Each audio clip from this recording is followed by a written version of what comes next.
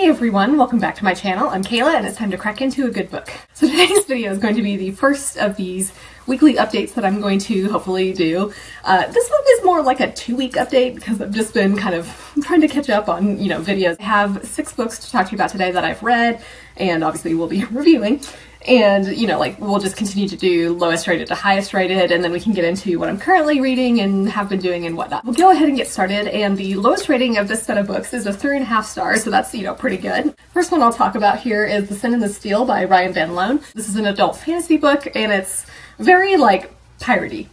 So we basically have our main characters who are these private detectives, and they're hired to investigate ships that have been disappearing from these trade routes that are now kind of under the control of a pirate queen. So I do think that this was generally enjoyable, but I did kind of struggle with the pacing at times. Though, I will say the ending was pretty strong, so, I'm definitely invested in it and want to see where the story is going. I think it had a really humorous tone throughout the book. There were, several pretty funny moments, and I think it's just, a really interesting world and setting. We have, obviously, a whole bunch of pirates, which I very much love, and I think while I was reading this book, I had said something on Twitter. I was I feel like I need to be listening to, the Pirates of the Caribbean soundtrack, or, these sea shanties or whatever to, really set the mood. And so I feel like it was very well done in terms of the pirate aspects, and, we get some really cool, battles on the ships at sea, obviously. So I just thought that was super fun. We have a whole bunch of really cool mages. There are,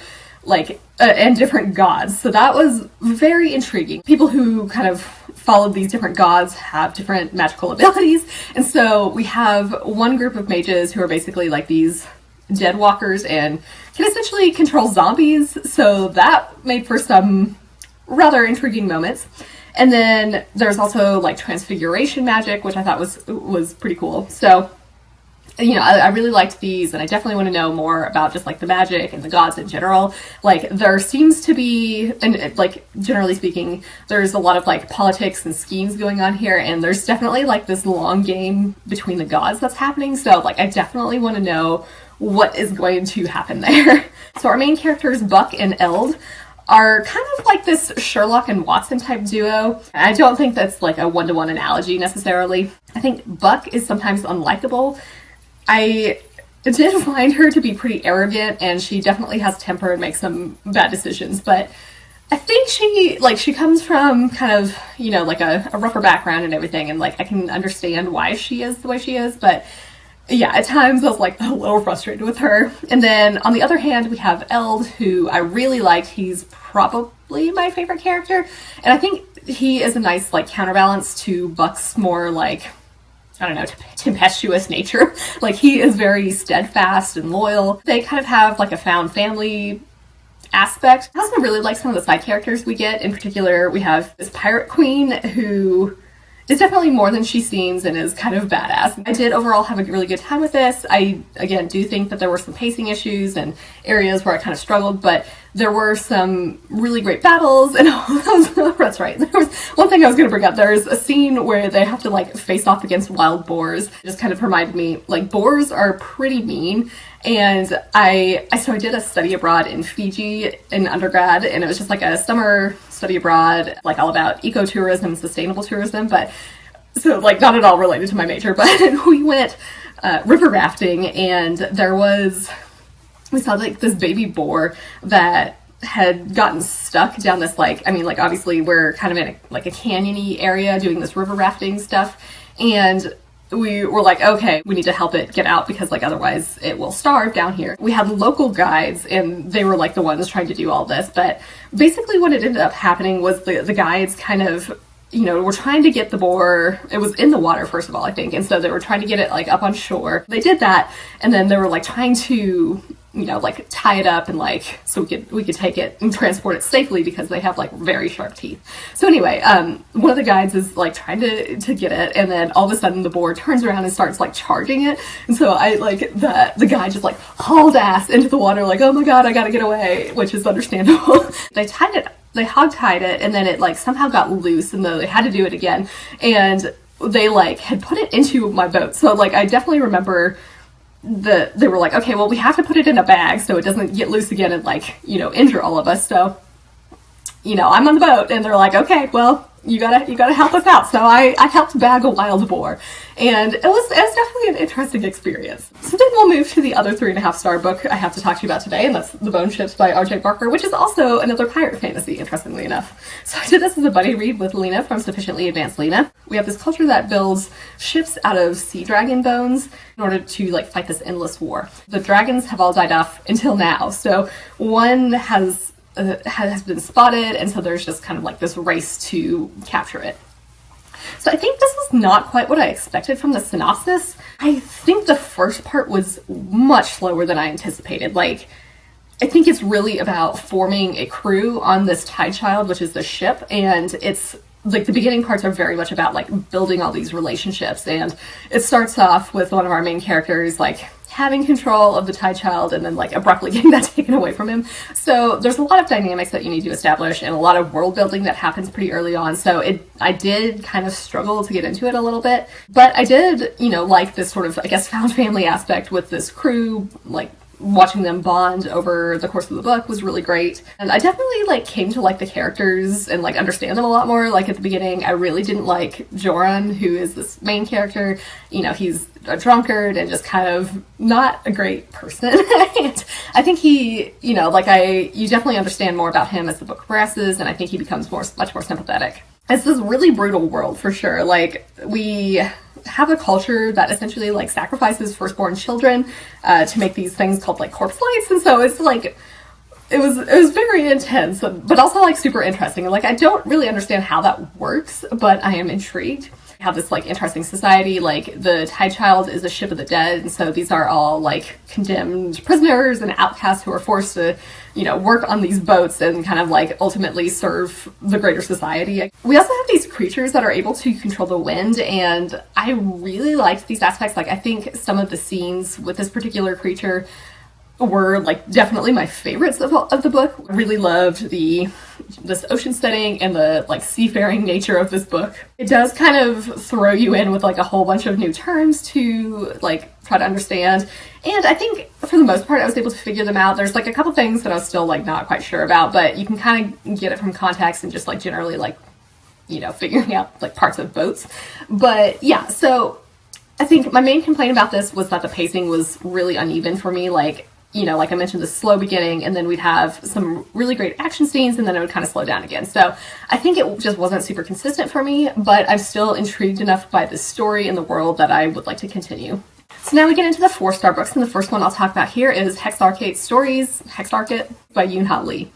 And I did this as a buddy read with Angela from Literature Science Alliance and Lena from Sufficiently Advanced Lena. So this is a short story collection set in the world of the Machineries of Empire series, and I would highly suggest reading this after Revenant Gun, which is that third and final book in the trilogy, because there is a longer novella that takes place after those events, so like you will definitely spoil yourself if you read this collection first. So I think, you know, in terms of the stories, we have some really short ones, like literally just like a couple of pages, but we also have some longer ones, so there's like an interesting variety. I think these shorter ones tend to be more about like everyday sort of mundane things. Like, there's one about a cat and, you know, like the cat hair getting on the furniture and everything. So it's like, you know, a lot of just sort of normal everyday things that are, I think, rather relatable. So I think that these were really fun, and you know, like some of them I did prefer more than others. In general, I do think I liked the longer stories better, particularly Glass Cannon, which is this one that I mentioned that comes after Revenant Gun.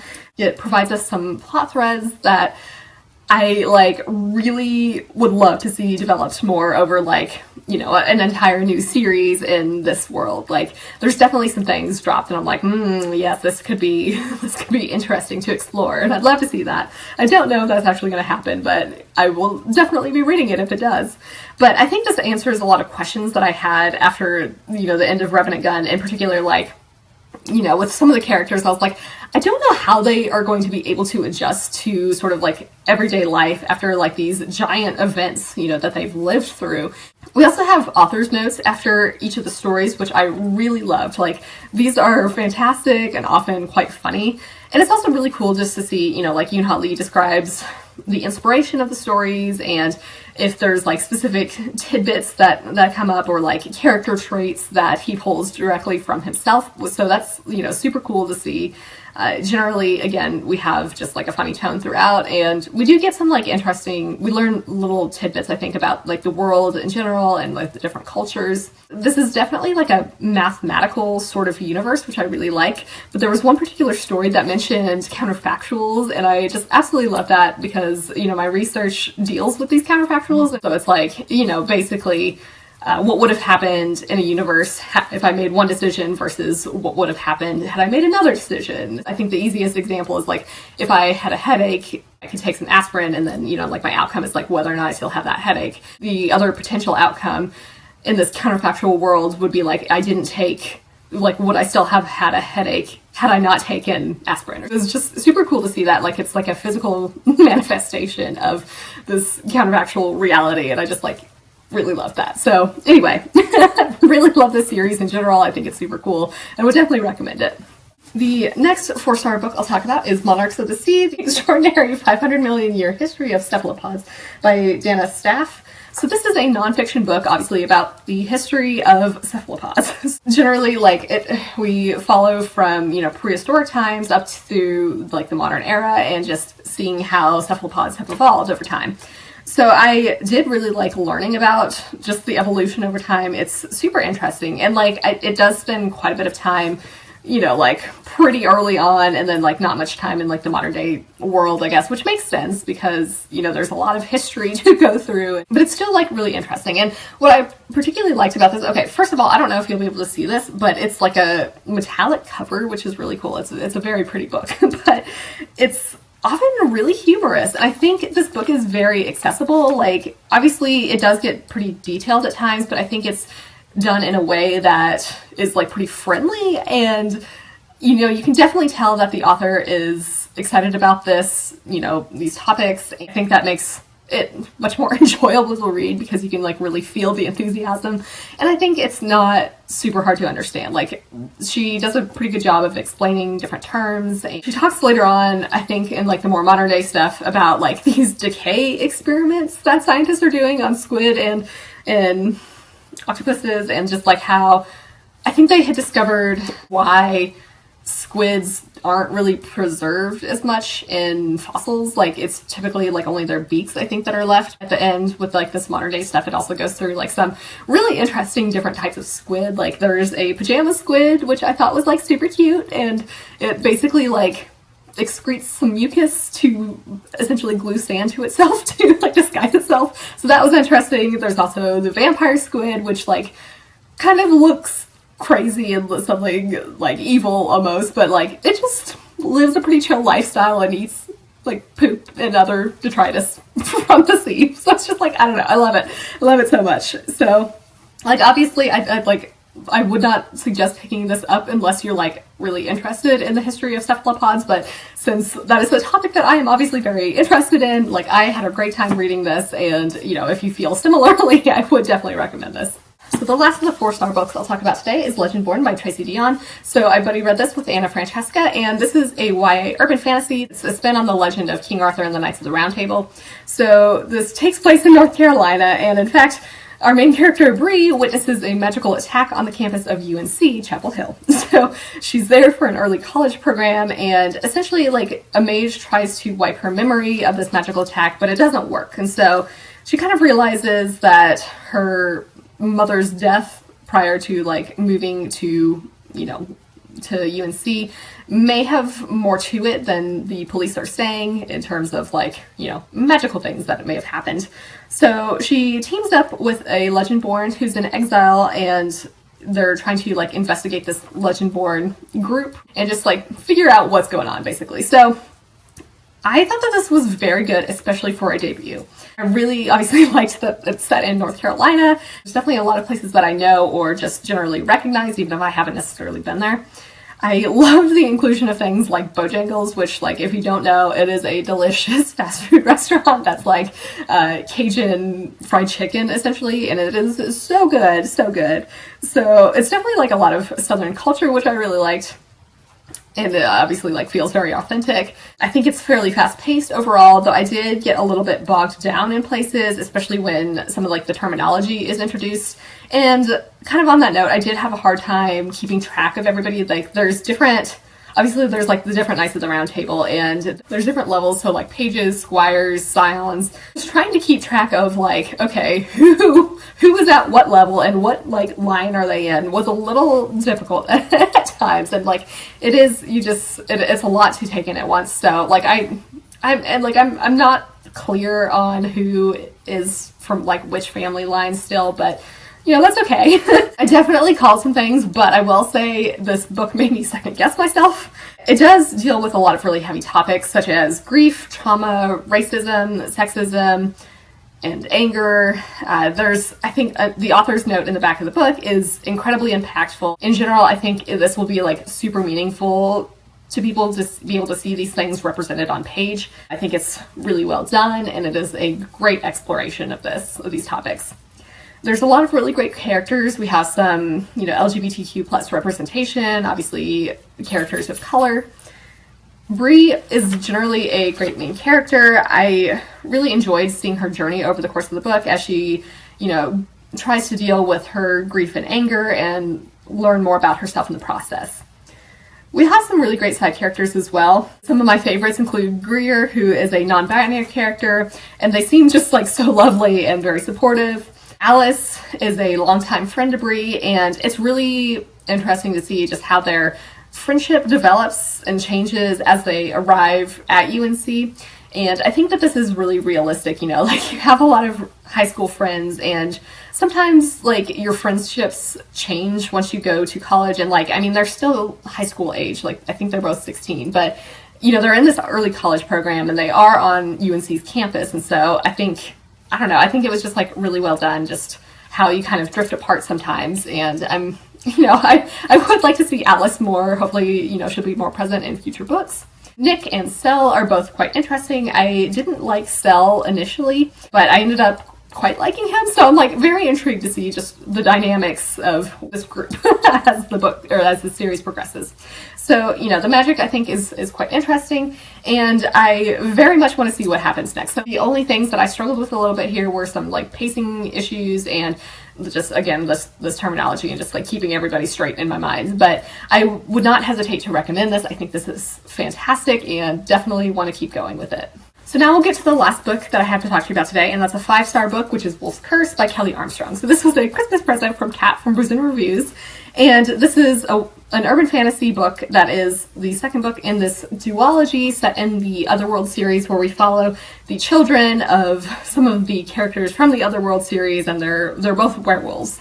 So we have these twins at a supernatural team leadership conference, and things definitely go awry. And so in this particular book, it like picks up right after the first one, which was Wolfsbane, and they're dealing with hellhounds, a dark witch's sanctuary, and they're obviously like trying to figure out what's going on and trying to survive. I think it was really nice to finally be able to finish this story after book one ended on a bit of a cliffhanger. I think it was like pretty fast paced overall. I really wanted to keep reading throughout the book. Characters are teenagers, but this to me felt more like the Otherworld series than some of Kelley Armstrong's other YA series. And that was quite interesting to me because I have tried some of her other YA books before and just like not really clicked with them, but I had no problems at all with Wolfsbane and Wolf's Curse. Obviously I've like rated them both 5 stars, but I think I love this world so much and all of these characters. So, you know, I just think it's super fun to be able to spend time with the kids of, you know, characters I already know and love. So in this particular book, we actually have some scenes that feel like a horror movie, which I really liked. And I thought that was pretty funny because there's like actually references to like the cabin in the woods throughout the book. And I was like, yeah, I really like this. We also have some LGBTQ plus representation here.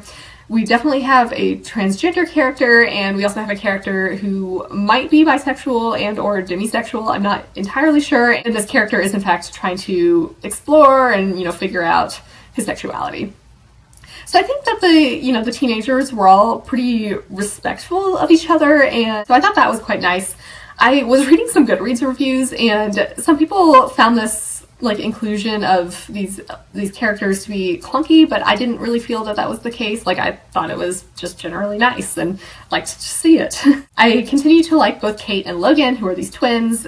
Kate reminds me of Alina, who like obviously that's her mother. Logan, I think, seems more sensitive to me, and like, I don't know, I really like both of them, and I think they're definitely different people and have different personalities, but I think they work really well together, and just like their sibling dynamic has been really interesting to see over like these 2 books. There are some open-ended story threads here that I would just like absolutely love to see explored more. Like, I really, really hope Kelley Armstrong returns to the Otherworld and like continues, like the main series is already completed, but like I would not complain at all if she returned to the Otherworld. In general, I had a really great time with this book and would definitely recommend this series. Those are all the books that I've read since the books that I covered in my last recent reads wrap up.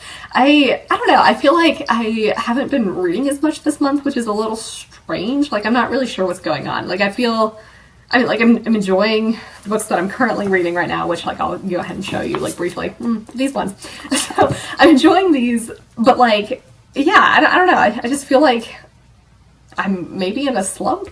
Don't really know what I want to read next, so that's been interesting. But yeah, so I guess we'll go ahead and kind of touch on what I'm reading right now. So obviously I'm still reading Proud Fox by J.P. Harker. I've talked about this in, previous videos lately, I think, and I am continuing to enjoy it. Today's chapters ended on such a shocking moment. Like, I read it and was just like, oh my god, what just happened? So Kat and I have been texting furiously today, and we're just like, just like, I can't. Oh my god.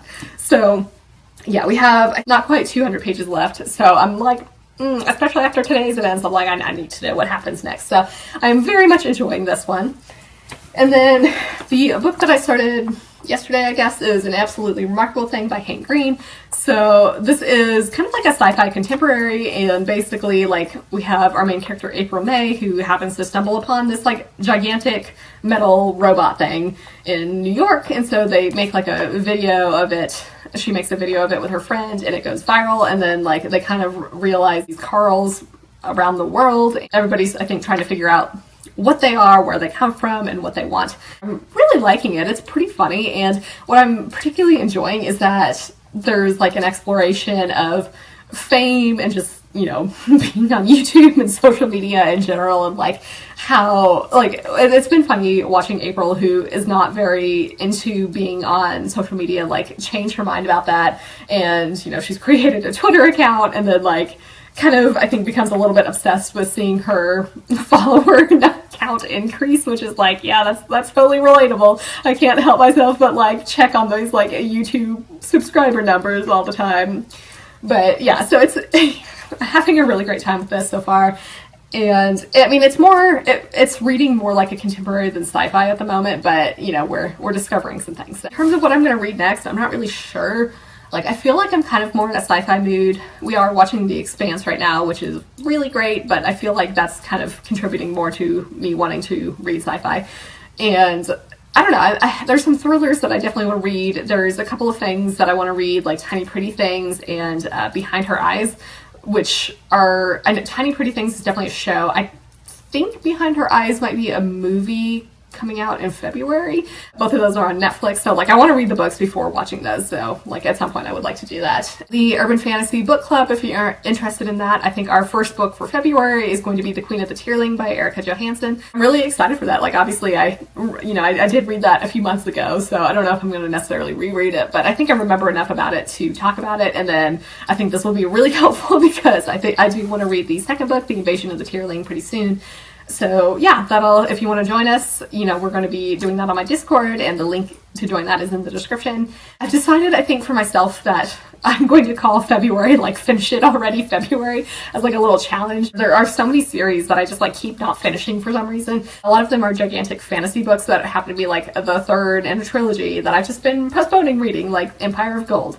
So I would like to actually finish some series, or just at least like make progress on that. So that's going to be like my little challenge to myself in February. So if you want to join me on that, feel free. I'm not going to like limit myself to just those, you know, just continuing series, like if I want to read the first book in the series, like I'm not gonna be like, no, you can't do that to myself. So yeah, you know, I'm just gonna hopefully have a good time, but hopefully also finish the series because there are way too many ongoing series that I have. In terms of non-bookish things, I did just submit my second paper to a journal this week, so that is extremely exciting. I've been working on this for what feels like forever, and it honestly felt like I was never going to be done with it. So this is a huge step, and now it's just like, I just got to finish up my third paper, and by that I mean like I already have a draft, I just need to get it, just, you know, work on edits and stuff.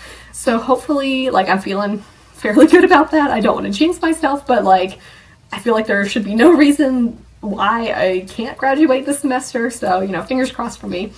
And hopefully the journal likes this paper. Like, that would be fantastic if they accepted it. One more thing, I did get a request to flip through that planner that I got for Christmas, so I will do that and like insert it in here just to show you guys what all's in there. It's pretty cute. I haven't filled in too much so far, but you know, it's still just January, so that's okay.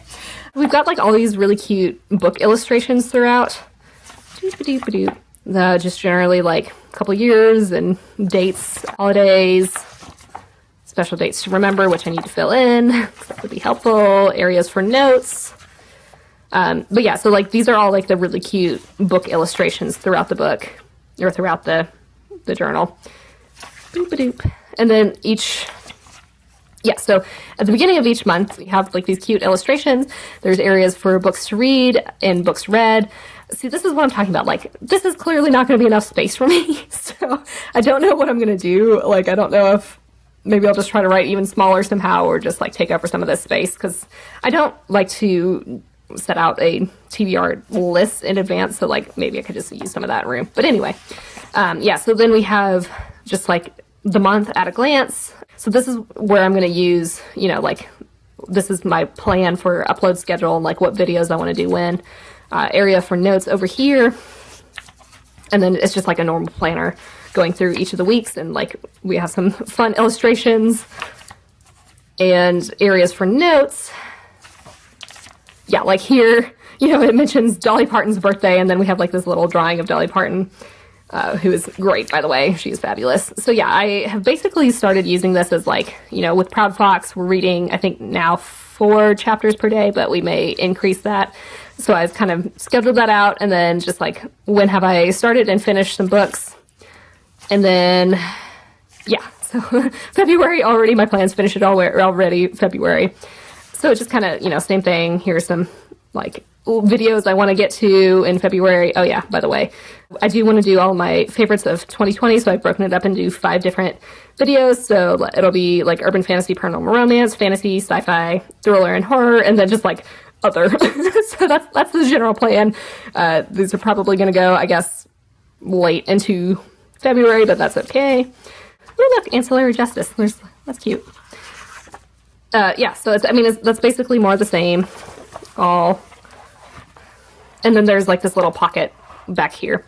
Let me know in the comments if you've read any of these books or think you might pick them up. And for your question of the day, what are some shows that you've been watching recently? Like I mentioned, we are watching The Expanse, and we just started Brooklyn Nine-Nine, which I am finding pretty funny. I obviously do have a Discord channel if you want to join that. The link's in the description below. I hope you're all having an excellent day and are reading something awesome. If you enjoyed this video, feel free to give it a big thumbs up, so that would certainly help me out. But with that, I think I'm going to wrap it up here and see you in the next one.